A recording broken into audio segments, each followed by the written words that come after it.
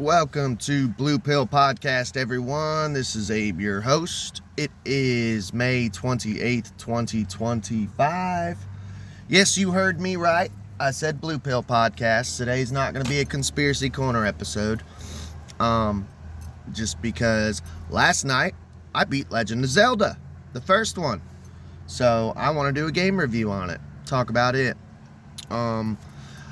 So I have a buymeacoffee.com. It's set up with my Spotify, my YouTube, and my Rumble. If for some reason you go to donate, I just set it up earlier this week. If for some reason you go to donate, if you feel the need to, like $1 or something, it helps the channel. Let me know if you're having any issues with it, because I just set it up, so I'm hoping I set it up correctly. So I just wanted to let you guys know, if you feel the need to donate $1 to the channel, go for it. Because I don't make money off this. Let's see. Update though. Dude, I slept in till like 1:40 today. And I usually get up like 10 a.m., noon, somewhere like around that time. I didn't even finish like a full cup of coffee, you know? So, I don't know, man. I don't know if it's the weather. I don't know if I'm just wore out. I slept like a baby, dude. But last night, so work was interesting. I'll tell you this story real quick. It's an intro. It's a podcast, man. We keep it chill. If you want to skip ahead, go ahead and skip ahead to the review. I work at Clark's. It's a gas station. So last night, we get cops that come in, like throughout the night, all night, you know. We're open 24/7. This is the spot where cops come to get like coffee, snacks, whatever, go to the bathroom, because we have like, honestly, we have the cleanest bathrooms in town. Our store's only like a year old, and we keep our stuff clean, dude. It's a nice store. It's probably the nicest gas station I've ever worked for. That being said, we had some cops come in, and we had this big ass dude, man. And he came in, he said, y'all are gonna see some excitement tonight. And I said, what? He said, we're gonna be hiding out front. And my coworker, I love him to death, but he was getting like false info. I don't know who the fuck he was talking to. You know me, man. I ask questions, and I grew up I have journalistic background. I'm a conspiracy channel. I ask questions. So he's like, yeah, dude, all those kids have been drag racing up the strip, the highway out in front, and they're setting up like a speed trap, and they're gonna get them. And I'm like, okay, cool, whatever. They're gonna be here from like 8 o'clock till 9. And I'm like, okay. I work till midnight, and my car is not exactly street legal, so I'm like, cool, they'll be gone by the time I get off work. Because you guys know me, I'm driving a beater, and I live right up the road, so I'm gonna take over the Cadillac whenever Sammy gets a new car. So we keep having cops coming in and out, and they're like, yeah, we're still staked out, we're waiting for this guy. And I'm like, waiting for a guy? I said, what's going on? Like, what's actually going on? And this guy's like, oh, dude, this guy escaped from prison, and he's a drug dealer, and he uses this road, traffics drugs, here. He said, we're waiting on him to leave a hotel in Lexington, and it was something with jurisdiction. State troopers were watching him, because I'm like, why don't you just get him at the hotel? Like, get a warrant to go get him, or when he leaves the hotel, just get him in the parking lot. And they're like, we can't do it. It's something with the jurisdiction of Lexington. He's wanted here. I'm like, I don't know. Cops, jurisdiction, blah, blah, blah. Because I would think if you're an escaped prisoner, like, they could just bust in and get you. But I have no fucking clue. He was explaining it to me. I'm like, I don't get it, but okay. So they're waiting on him to basically come down this road and get his ass. right out in front of the store. So then we're like, well, what does he look like? Because, like, what if he comes in here, you know? What if he gets past y'all and takes back roads or something and comes through here? But, so my wife gets off work. She gets off at 11. I get off at midnight. And sometimes she'll stop by and get... What is that noise? Do you all keep hearing that? That's fucking weird, dude. It sounds like a bat or something, or a bird in here. Sorry. Oh, she gets off at 11. Sometimes she stops by for like a slushie or like a bag of chips, something to snack on, you know. It's too late to eat dinner, and she's watching her weight and stuff, so I'm like, hey, don't come down here tonight. And she's like, why? And I explain it to her. So I wasn't scared, but it's still kind of like, I don't know, I kind of wish, honestly, that we could have just shut down for the night. If they're doing crazy shit like that, you know, I don't want to die at Clark's, man. Like, if this, because apparently he was a bad dude, you know, they kept saying, this is a bad dude, he escaped from prison, you know, like, he's coming through here, we're going to stake out, and I'm like, I just want to go home now. I don't want to die at my job, like, you know, or like they pulled someone out over like right in front of the store, and I'm thinking, oh shit, this is it, man. Because you never know, there could be bullets flying, whatever. Like, I don't know, it was a crazy night. But let's get on with the game review. So if you see me looking down, I got notes here. I like to make notes. So, Zelda 1, dude, I grew up watching my brothers play this. I'm a 90s kid, I was born in 91. We had Nintendo, we had Super Nintendo. And when I say we, my oldest brother was a game collector, dude. He had like every system that ever came out, just hundreds of games. He had so many games, dude, that he had a shelf and an entertainment system with every system plugged up, all running through extension cords and shit into like 2 or 3 plugs, dude. It literally, like, the ground was caving in the mobile home that we lived in. And it was an awesome experience because I got to grow up watching them play Kirby's Dream Land, Super Mario, Bayou Billy, fucking, like, all the classics, dude. I got to watch them play growing up as a 90s kid. And I remember being too little to really understand and play Zelda, but I remember watching it.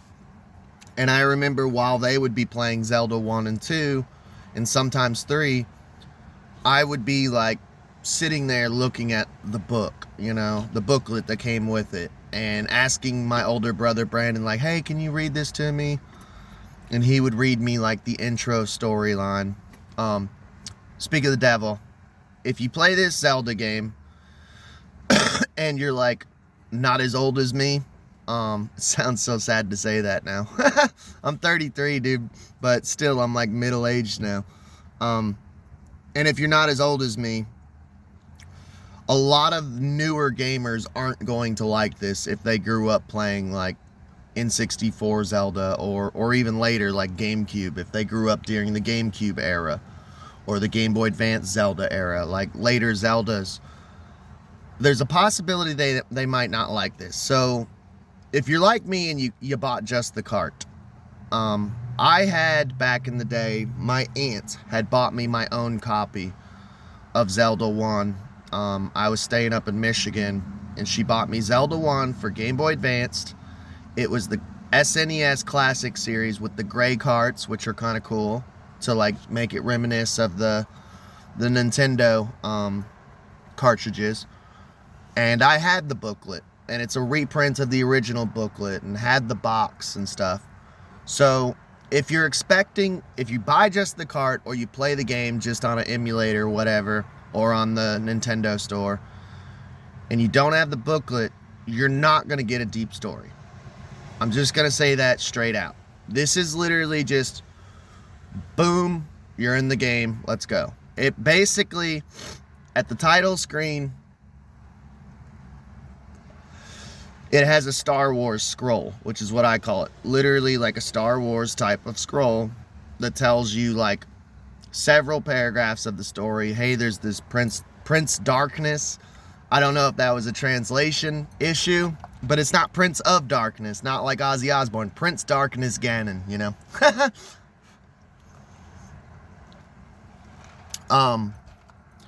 He's taken over Hyrule. He kidnapped the Princess Zelda.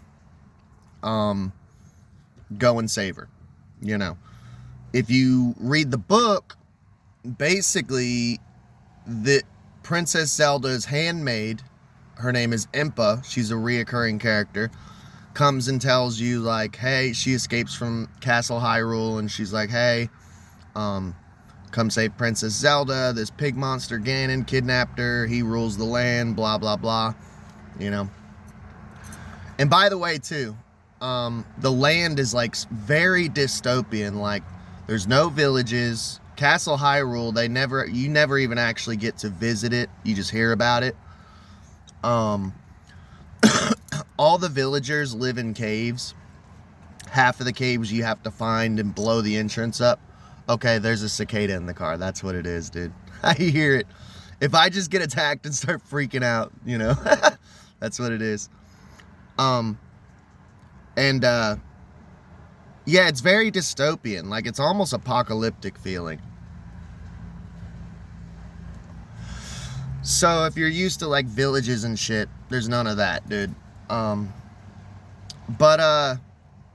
Yeah, if you're looking for, like, a deep-ass story, there's not a deep story. The story's very simple. You get one scroll at the beginning, a Star Wars scroll.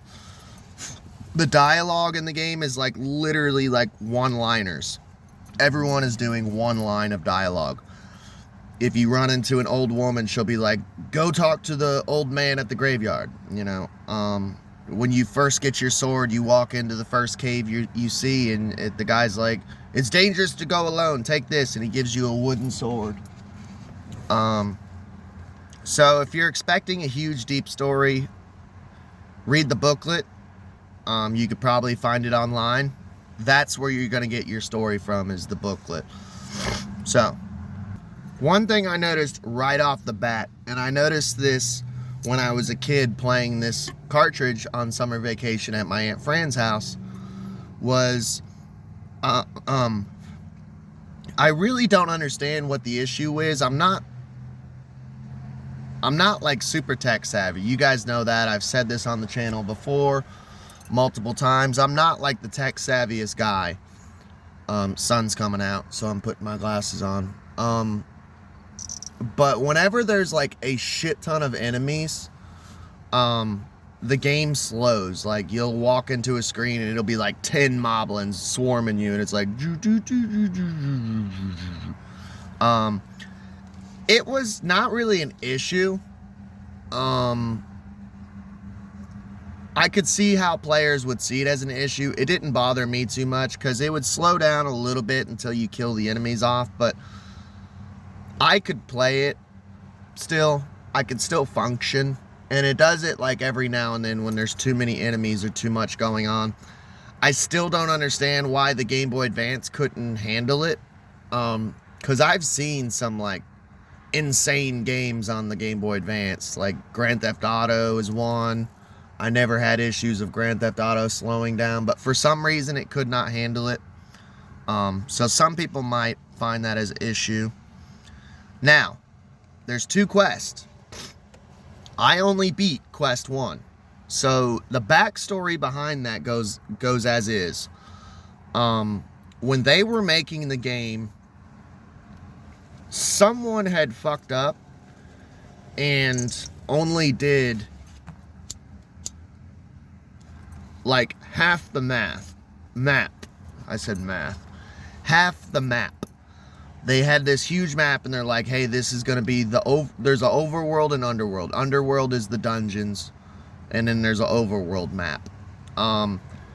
Now this, in my opinion, is honestly the best fuck up that could have been done in gaming history as far as Zelda. Because the guy only used like half of the map. So, to me, The game was perfect. It's the perfect length. It's the perfect difficulty. It's 9 dungeons technically, because you got 8 dungeons to collect the 8 pieces of the Triforce. The 9th dungeon is Ganon's Lair, which is fucking insane. Like, if you do not have a walkthrough, good luck. That's another thing too, dude. It boggles my mind how kids way back in the day were beating this game without the internet. Which I'm not like some huge competitive gamer. I'm just a casual gamer, you know, but still it just boggles my mind. Like, how the fuck were you guys doing this shit? I'm glad that the game technically got fucked up, because it's the perfect length. It's not too long, not too short. I mean, I told you guys when I first got this game, when I got Link's Awakening. So I've been playing this game for like weeks, if not like a month. So, and that's like playing for hours at a time, you know, on days off and shit. The map is the perfect size. It's just big enough to where if you got to go from one side to the other, it's like, dang, it feels like a journey, but it's not overwhelming, you know. So when they were making it, the map was supposed to be twice as long. I'm guessing there was probably going to be twice as many dungeons. So instead of like 8, it would have been like 16 or something, which would have ruined the game. So when they found out, like, the fuck up, somebody else on the Zelda team, sorry I don't have the names memorized or who was who, but somebody else was like, okay, I'm going to make it to where when you beat the game, you beat quest 1. I'm going to make a second quest. Not going to lie, people. I'm a casual gamer, like I said. I might dabble with the second quest, but I can't promise that I'm going to beat the second quest, dude. Because apparently, the first Zelda, the first quest is like grueling enough. And it's not like grueling to the point it'll ruin the game, because I did use walkthroughs and shit. But it's tricky enough on its own.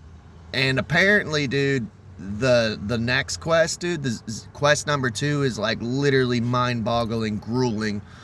Like, this guy designed quest 2 to like fuck you over, you know. So I can't promise that I will beat it. I might dabble with it, because so here's the thing: when you beat quest 1, you unlock quest 2. It'll show your character holding up his sword, and you can replay the game automatically on quest 2. It says at the end, when you beat the first quest, it'll say push start for quest 2. It automatically saves, so that file is now quest 2. But there's a cheat. And I remember as a little kid, my brother, my older brother Brandon, learning about it and showing it to me. He's like, dude, there's a whole nother game, watch this. So he started a new file, and he's like, I'm gonna name my character Zelda. And it unlocks like a second quest, a whole entire other game. So I'm like, okay, cool. So I knew about this trick. So anytime I bought a cartridge of it, I would name my first file Link for quest 1, and then I'd name the second file Zelda, so that way I could play both quests whenever I wanted, you know. Just a tip for you. So there is, a lot of people consider Zelda an RPG, and I can see why. I'm a huge Final Fantasy fan. As of right now, because people change throughout the years, like Final Fantasy used to be my favorite series. I'm not gonna lie, right now Zelda is. But if you would have talked to me like a few months ago, Grand Theft Auto was my favorite series at the time. I kind of changed, you know. I was really big into playing the Grand Theft Autos and shit. Go check those game reviews out. I reviewed 2 of them. I've just been kind of going through the Game Boy Color, and Game Boy Advance library this whole year. I don't know why. That's just what I'm into right now as far as gaming. that's all I want to play right now, is I'm going through that library. Well, those 3 libraries. I do feel how it could be like an RPG. So for one, they give you just enough rupees to where you have to grind. So like, especially first starting the game, usually I kind of played a little bit differently on this playthrough, than I normally do. Normally when I first load up Zelda 1, because I already know how it's going to be, I go to the shops and I go, how much is the cheapest magical shield I can get? 90 rupees? Okay.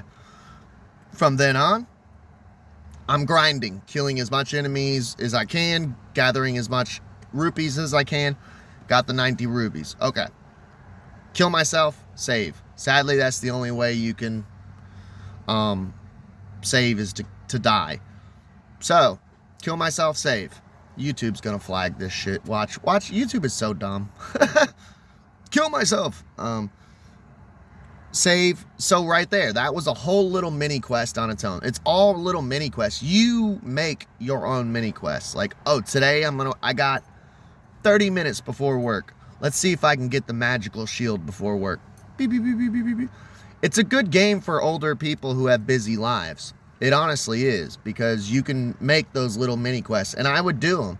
I'd write out on a little notepad, get magical shield, get the letter from the old lady, or old man, to give to the old lady, so now that opens up a potion shop.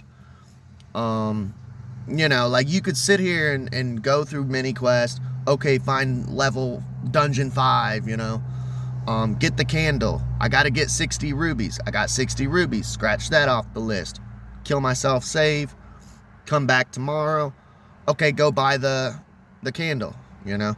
You can make your own little side quest with this. There is plenty of side quest within this game. And it does feel like an RPG as far as grinding. Like, hey, today I'm going to focus on getting all the heart containers in the overworld, you know. That way my HP is boosted up. So I can definitely see why people consider this an RPG. So the music in this game is amazing. It never got old to me. Basically, you start the game, dun, dun, dun, dun, dun, dun, dun, dun, dun, dun, dun. The classic Zelda theme is in the overworld. There's really only like 3 songs in this entire game. There's the overworld song, the underworld song, which is the do-do-do-do-do-do-do, which is amazing. I do not know the guy who created the music. You could Google it. I'm a Zelda dweeb, but I'm not like that huge of a dweeb.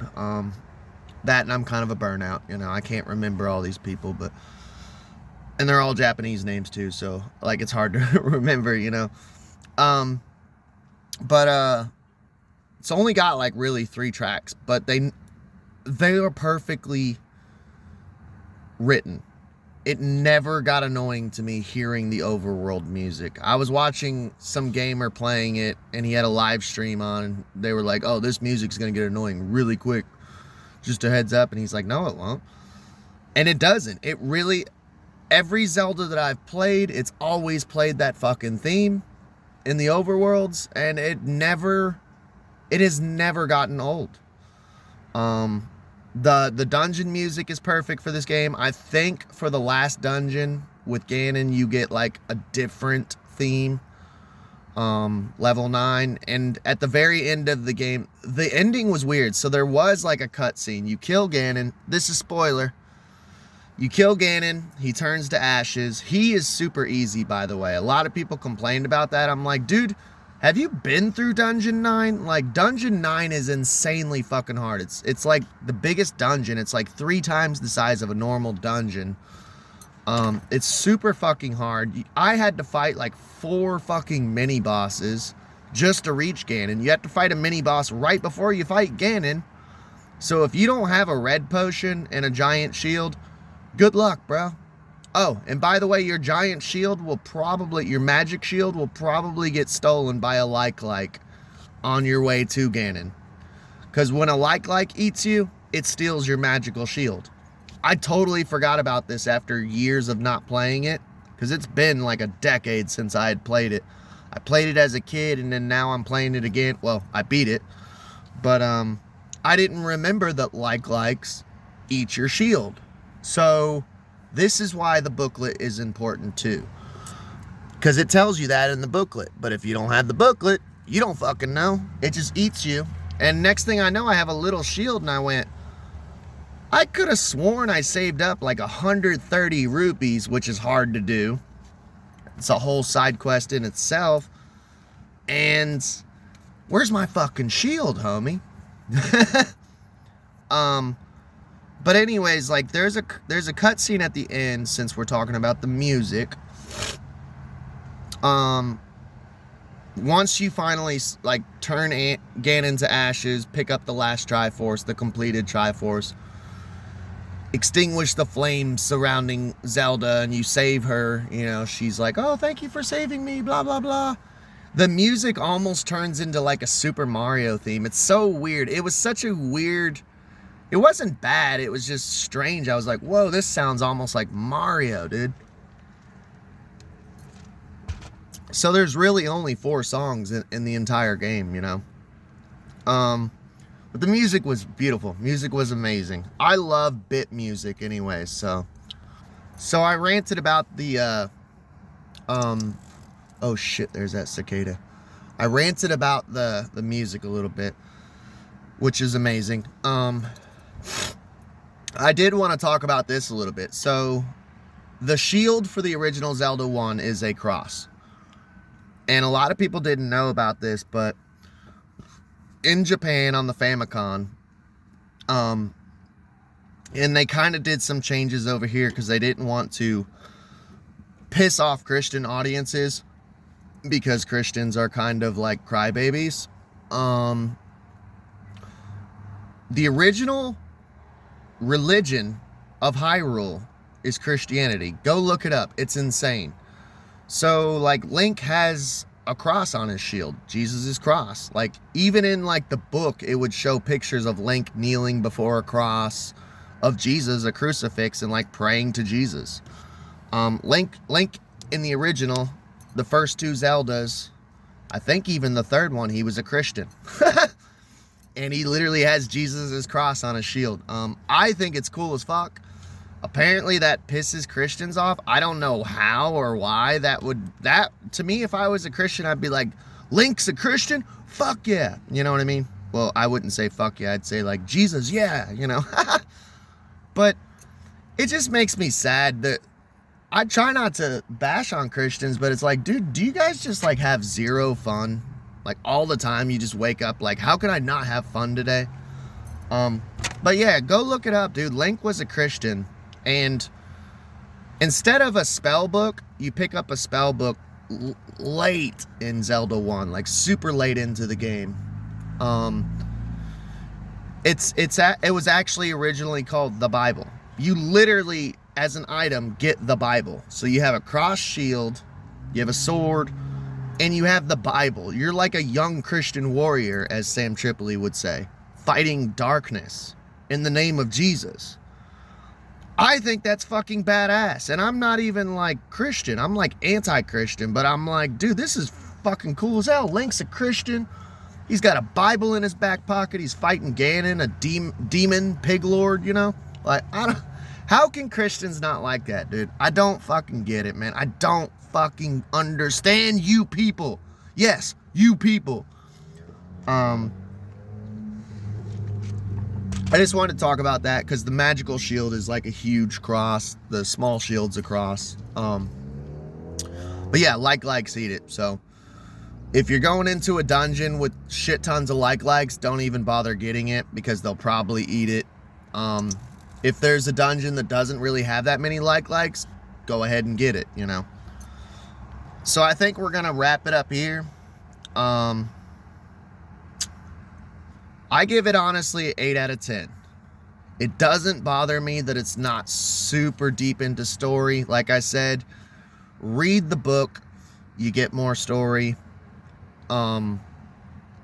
you get more backstory and stuff. The story's simple. I understand if you need story for a Zelda, like, this is not the game for you. It's very quick, throw you into the action.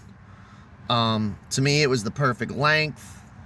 It's not a perfect game.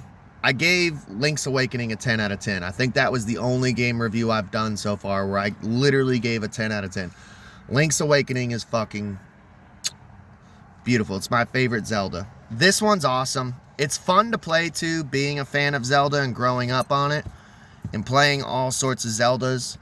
If you've never played it before, dude, you gotta play it. If you're a Zelda fan and you've never played Zelda 1, what the fuck are you doing? Like, play it, beat it. It's worth the time. It lets you see the roots of what it was and what it became. It's a beautiful fucking game. It's 8 out of 10. You know what? I think... No, I'll keep it at 8 out of 10. 8 out of 10. Zelda 1. Hope y'all enjoyed. Please hit me up in the comments. I love being a nerd. I'm a nerd, so I'll nerd out with you in the comments. I do respond. I love y'all. Please like, share, and subscribe. And you all have a beautiful day.